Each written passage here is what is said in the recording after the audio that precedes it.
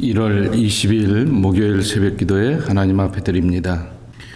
그들이 묻되 그러면 우리가 보고 당신을 믿도록 행하시는 표적이 무엇이니까 하시는 일이 무엇이니까.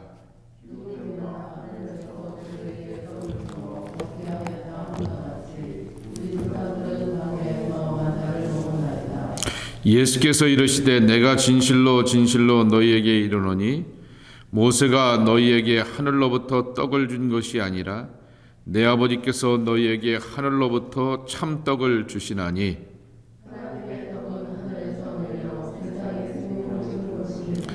그들이 이르되 주여 이 떡을 항상 우리에게 주소서.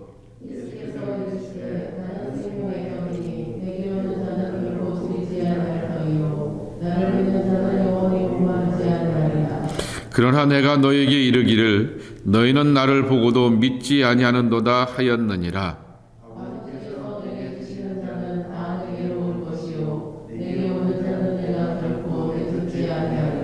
내가 하늘에서 내려온 것은 내 뜻을 행하려 함이 아니요 나를 보내신 이의 뜻을 행하려 함이니라.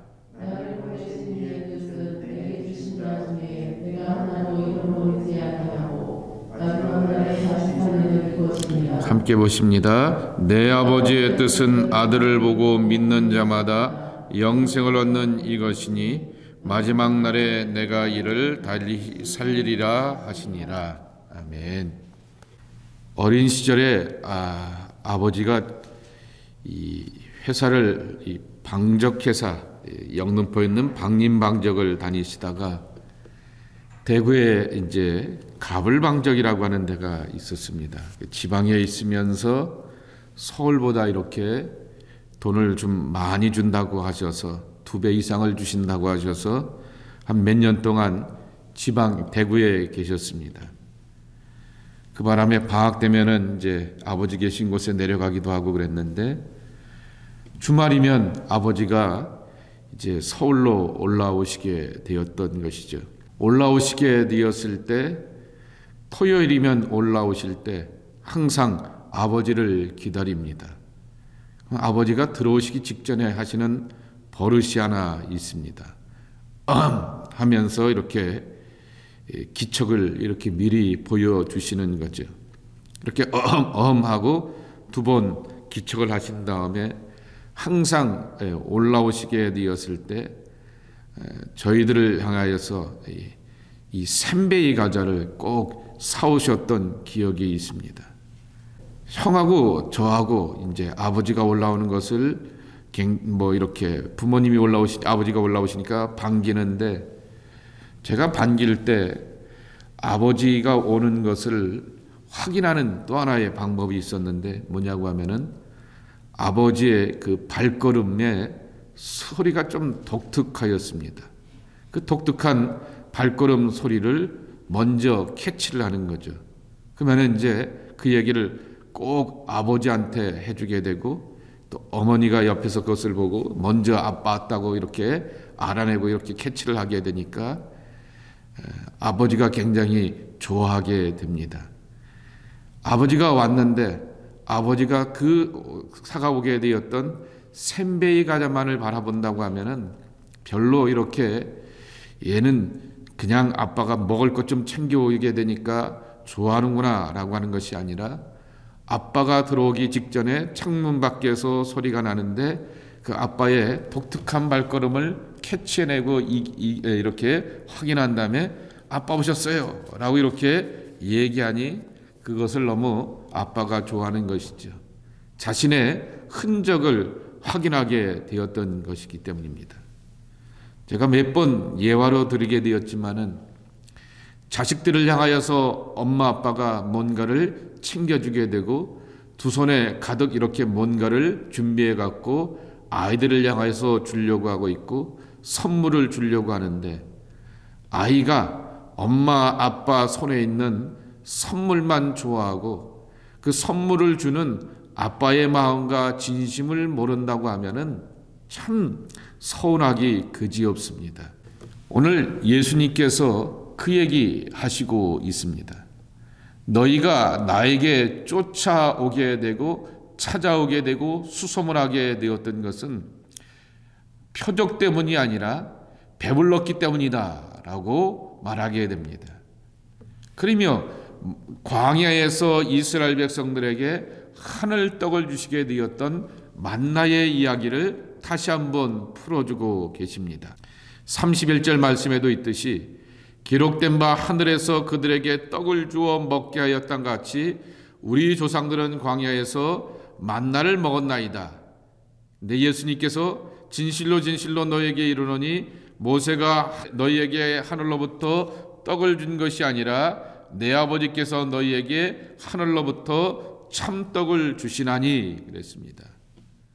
참떡을 먹으라 라고 하는 것이죠. 만나와 메추라기에 그 만족과 기쁨으로 즐거워하면서 그 만나를 주시게 되고 메추라기를 주시게 되었던 것은 하나님께서 우리와 동행하시며 우리의 필요를 채워주신다라고 하는 것입니다.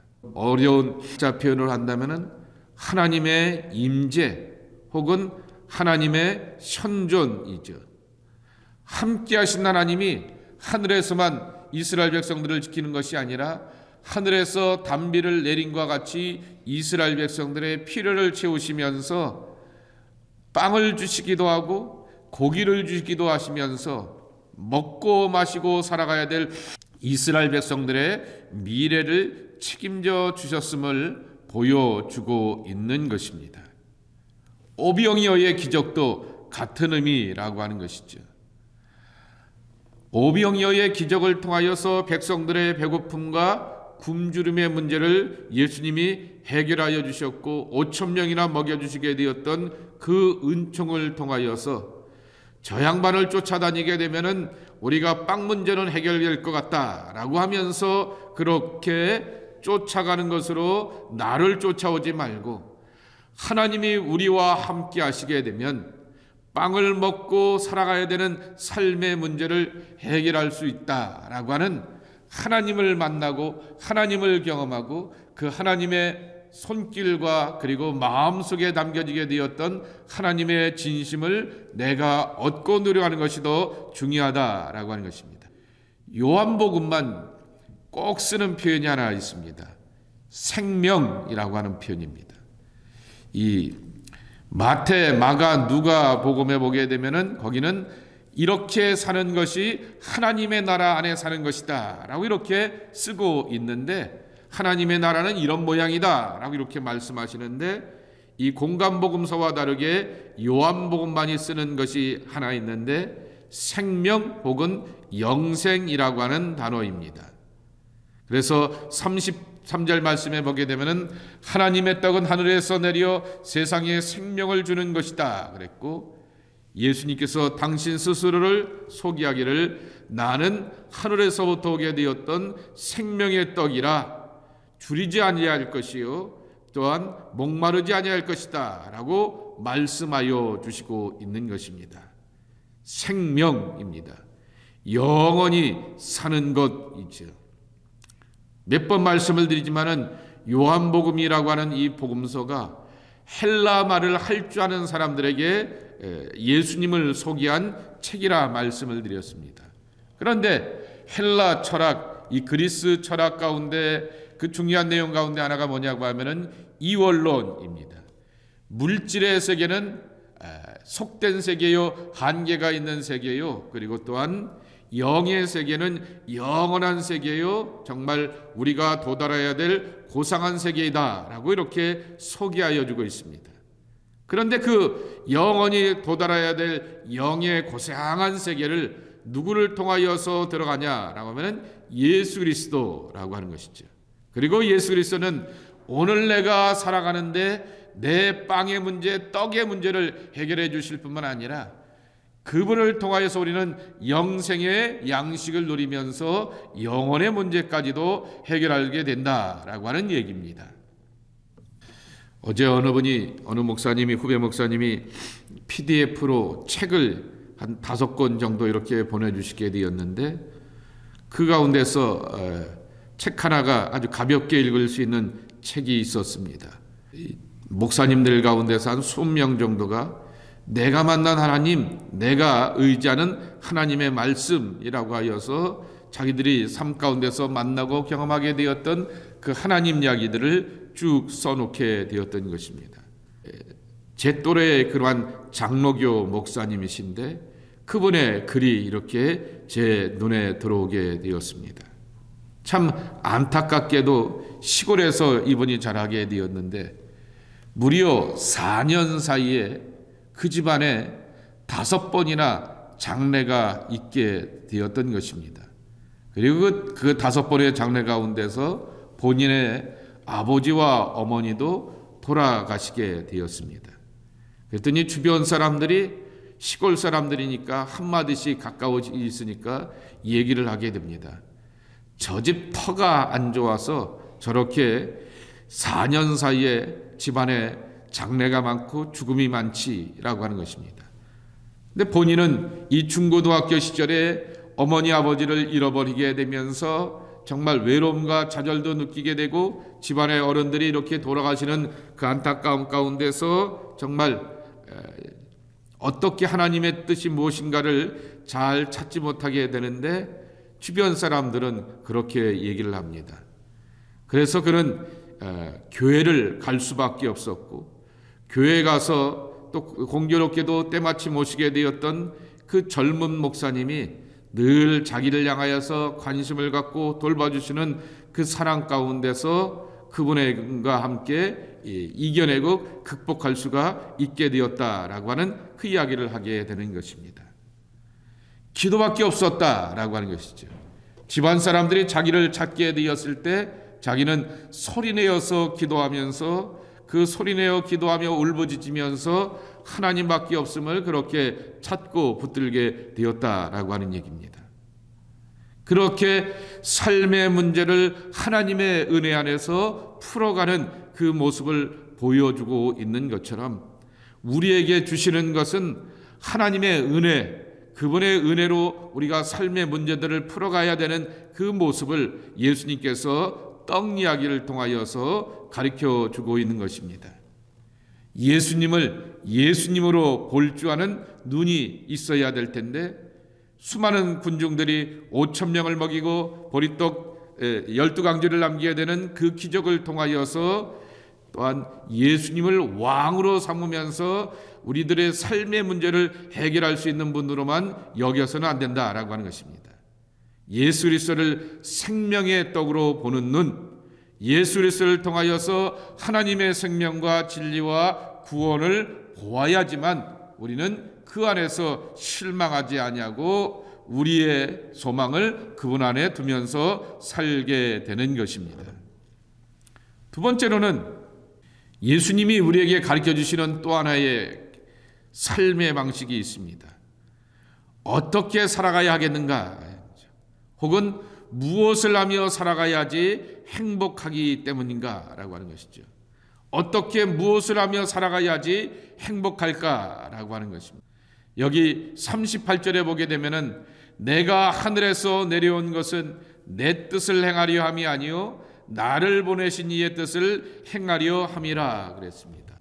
당시의 사람들은 높은 분의 행차라고 하는 말을 알게 되었습니다. 높은 분이 그 뜻을 담아서 이렇게 그 높은 분을 대신하여서 행차하게 되었을 때는 요란 법석을 떨게 되고 그만큼의 권리와 그만큼의 대접과 대우를 받으려고 하게 되는데 그분은 이 예수님께서는 하늘에서 내려오셔서 하늘의 영광과 권세를 가지고서 우리를 통치하고 다스리며 누르려고 하는 것이 아니라 보신의 뜻보다는 아버지의 뜻을 행하려 하기 위함이다 라고 하는 것입니다. 다시 표현하면은 이 땅에서 우리의 삶이 어떻게 하면 행복할 수 있을까? 만족할 수 있을까? 하나님의 뜻대로 사는 삶이어야 된다라고 하는 것을 예수님이 가르쳐 주셨다라고 하는 것입니다. 그분의 아버지 하나님의 뜻을 찾아 살면서 살아가는 것이 진정한 만족과 기쁨이라고 하는 것이죠. 이것을 저는 이렇게 표현하고 싶습니다. 하나님 아버지 안에 산다. 이것이 바로 예수님이 보여주신 삶이라고 하는 것입니다. 근데 이것을 우리에게 적용한다고 하면은 예수 그리스도 안에서 내가 산다라고 하는 것입니다. 사도 바울이 보여주었고 제자들이 보여주었습니다. 특별히 사도 바울이 예수 안에라고 하는 말을 입버릇처럼 하게 되었듯이 in 크라이스트, 예수 그리스도 안에 내가 산다라고 하는 그러한 말인 것입니다. 이 목적이 이끄는 삶, 니고레의 책에 보게 되면은 36번째 그 교훈과 묵상해 보게 되면은 우리는 사명을 위해서 부르심을 받았다라고 하면서 사명에 대하여서 이렇게 표현하고 있습니다. 영원한 삶을 소유할 수 있는 것을 다른 사람들에게 이야기하는 것은 가장 위대한 일이다 그랬습니다. 다시 표현하면은 전도를 하거나 선교를 하거나 혹은 하나님의 나라의 사랑과 생명을 누군가 함께 나누는 것이 가장 위대한 일이다라고 하는 것입니다. 땅의 사람인 우리가 이 땅에서 먹고 마시면서 내 정말 생계와 생존을 향하여서 급급하게 살 수밖에 없는 우리의 모습이지만은 내 삶 가운데 다가오시게 되었던 나의 하나님과 나의 구주를 향하여서 전하고 소개하는 것이 바로 가장 위대하고 값진 생명의 일이다라고 하는 것입니다. 이 니고레니 하나 더 이야기하게 되죠. 사람들은 가능한 한 오래 내 삶에 흔적을 남기려고 한다라고 하는 것입니다. 그래서 본능적으로 자식들을 향하여서 가르치고 다독거리고 다그치게 됩니다. 왜냐고 하면 내가 살아보게 되니까 이렇게 사는 것이 돈 좀 벌고 사는 길이요, 이렇게 사는 것이 잘 사는 길이요, 이렇게 사는 것이 나름 명예에 있는 길이기 때문에 나의 가족들을 향하여 자식들을 향해서 다그치면서 이렇게 살아라고 하는 그러한 가르침을 이렇게 남기게 된다라고 하는 것입니다. 그런데 이렇게 내가 오래 남길 것을 위해서 살기를 소망하게 되는데, 오래 남길 것을 위해서 살기 위해서 우리에게 필요한 것은 결국 하나라고 하는 것이죠.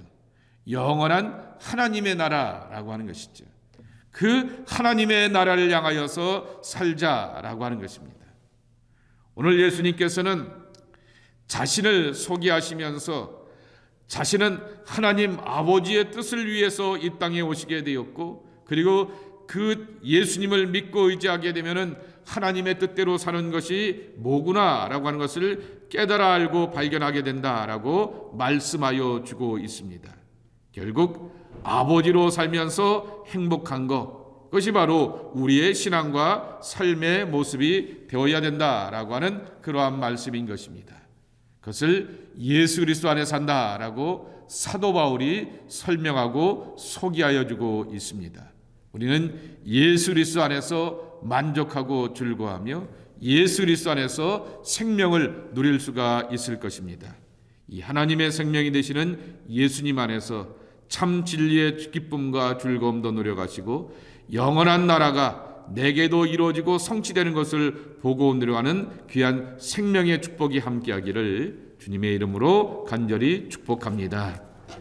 기도합니다. 하나님 아버지 감사합니다. 오늘도 우리가 기도하면서 기도가 필요한 이유가 있습니다. 연약한 육체 가운데서 강건하기를 원하고 삶에 이렇게 저렇게 엉켜있는 것 가운데서 실타래가 풀려가기를 원하고 미래가 막연함 가운데서 미래가 보장되기도 원하는 우리의 삶이기도 하지만은 하나님, 이러한 모든 기도의 제목들을 통하여서 하나님 아버지의 마음, 하나님 아버지의 진심, 하나님 아버지의 사랑을 내 안에 누려가는 정말 아버지와 통하는 복된 사람들 되기를 소망합니다. 주님, 이 아침에 기도하고 간구하는 당신의 백성들을 축복하여 주시어서 하나님 아버지와 눈을 맞추고 하나님 아버지의 가슴을 헤아리며 하나님 아버지의 선하신 뜻에 내가 따르고 순종할 수 있는 복된 주님의 사람들이 되게 하여 주시옵소서. 광야의 백성들에게 만나와 메추라기를 먹여주시는 것을 이스라엘 백성들이 당연하게 여기다가 하나님을 잃어버리며 광야에서 그의 무덤들을 삼았던 것을 기억하면서 우리는 광야를 꼭 지나가기를 원합니다. 정말 여호수아와 갈렙처럼 가나안 땅까지 들어가기를 원하고 영원한 도성에서 하나님을 경험하며 하나님 안에서 만족의 끝을 맺기를 소망합니다. 주여, 우리가 삶을 살아갈 때 이 광야 같은 세상 속에서 하나님을 찾고 의지하며 하나님의 거룩한 임재 아래서 하나님을 기뻐하며 예수 그리스도 안에서 참 생명과 기쁨이 있음을 간직하며 살아가는 믿음의 사람들이 되게 하여 주시옵소서. 예수님이 아들이셨음에도 불구하고 아들의 영광을 추구하기보다는 아버지의 뜻대로 고난과 십자가의 길을 묵묵히 감당하게 되었듯이 우리에게 주어졌던 사명, 외롭기도 하고 두렵기도 하고 막연하기도 하지만은 또한 아버지 뜻대로 살아가는 것이 내 안에서 일하시고 역사하시고 감동 주시는 하나님의 은혜를 누려가는 복된 일인 것을 기억하면서 예수님이 하나님 아버지 안에 살듯이 나는 예수 그리스도 안에서 살아가는 성령의 사람들이 우리 모두가 되게 하여 주시옵소서. 기도하는 이 시간 성령님 저희들을 만나 주시옵시고 감동 주시옵시고 깨닫게 하여 주시옵소서. 예수님의 깊은 세계로 들어가는 말씀의 사람들, 기도의 깊은 생명을 누려가는 축복의 사람들로 함께하여 주시옵소서. 감사할 때 예수님의 이름으로 간절히 축복하며 기도하옵나이다. 아멘.